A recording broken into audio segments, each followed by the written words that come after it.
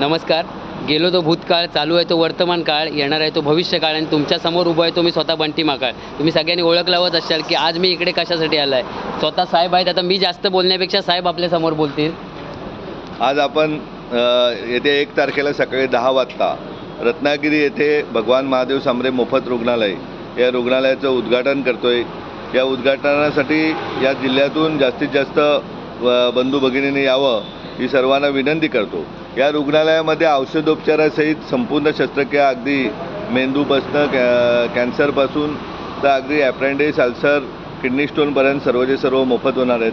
महिलांसाठी महिला विभाग स्वतंत्र आहेत. प्रसूतीसाठी प्रसूती विभाग अलग आहे.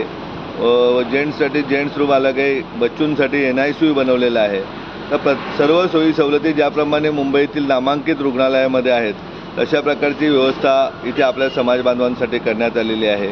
आणि या जिल्ह्यामध्ये गेल्या अनेक वर्ष काम करत असताना शैक्षणिक काम करत असताना सातत्याने जाणवलं की इथल्या आमच्या बांधवांना भगिनीला उपचारासाठी पैसे नसल्याने एकतर अंगावर आजार काढायला लागायचा, एकतर लाखो रुपयाची बिलं. कोल्हापूरला उद्या 3 लाख रुपये त्या आजाराला सांगितले तर पुण्याला 5 लाख रुपये सांगितले जायचे आणि मुंबईला 10 लाख रुपये सांगायला जायचं. आणि इथे शेती सोडून किंवा मत्स्य व्यवसाय सोडून इतर कुठला व्यवसाय नसल्याने इथल्या समाज बांधवांना पैसे नसल्याने अंगावर आजार काढायला लागायचा.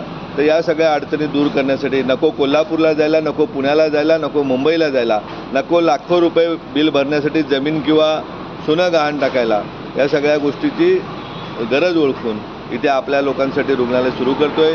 या रुग्णालयाच्या उद्घाटन प्रसंगी आपण सर्वांनी यावे ही सर्वांना कळकळीची विनंती.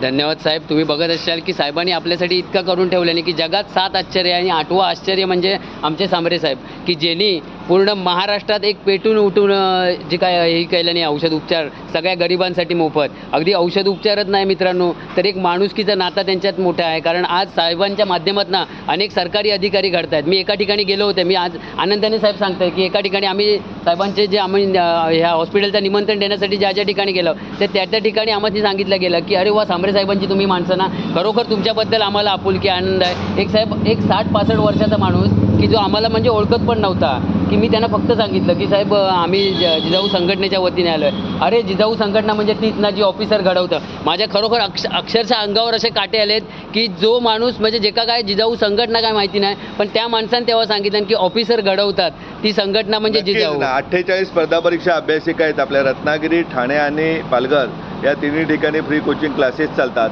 31 पोलीस भरती केंद्र आहेत.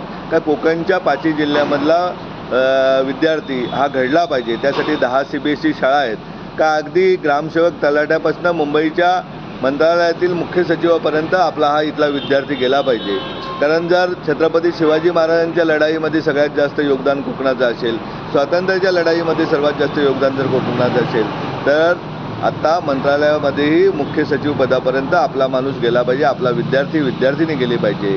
गावापाड्यातून घराघरातनं डॉक्टर निर्माण झाले पाहिजेत. गावागावातनं अधिकारी निर्माण झाले पाहिजेत. ज्याप्रमाणे सोलापूर जिल्ह्यातलं एक गाव आहे का जिथनं 250 अधिकारी आहेत तसे प्रत्येक गावागावातनं 100 अधिकारी झाले पाहिजेत. ते स्वप्न घेऊन जिजाऊ इथपर्यंत आले. नक्कीच साहेब तुमचं स्वप्न 100% पूर्ण होणार. कारण साहेब तुम्ही जो व्हिडिओ उचलला आहे हो व्हिडिओ एक अमूल्याग्र असो आहे. एक मोठो बदल या समाजात नक्कीच होणार. कारण साहेबांच्यात तेवढी ताकद आहे. आज आपण तुम्ही बघत असाल की या हॉस्पिटल आहे आपल्या रत्नागिरीत एक मोफत हॉस्पिटल आहे. आपल्या इकडचं जर रत्नागिरीचं कोणी आजारी पडलो मोठं आजार झालं तर काय सांगतात आम्हाला एक तर हॉस्पिटलमधनं तुम्ही एक तर मुंबईत जावा किंवा कोल्हापूरला जावं. पण आपल्या रत्नागिरीतले तेवढेसे श्रीमंत नसल्यामुळे त्यासनी एवढं काय लांब जाता येत नाही. मग येतात सिव्हिलला पण सिव्हिलला तितक्या पद्धतीचं काय उपचार होत नाही. म्हणून साहेबांनी स्वतः एक हॉस्पिटल तयार केलं नाही. या तुम्ही बघू शकता 1 जूनला याची ओपनिंग आहे, लोकार्पण सोहळा आहे. तेव्हा माझी तुम्हाला कळकळीची विनंती आहे या हॉस्पिटल आपलं आहे तेव्हा सगळ्यांनी न विसरता साहेबांनी शुभेच्छा देऊ. जे साहेबांपेक्षा मोठे आहेत त्यांनी साहेबांनी आशीर्वाद देऊ. नक्की या. एवढाच बोलतंय आणि थांबतंय. जय हिंद, जय महाराष्ट्र, जय जिजाऊ.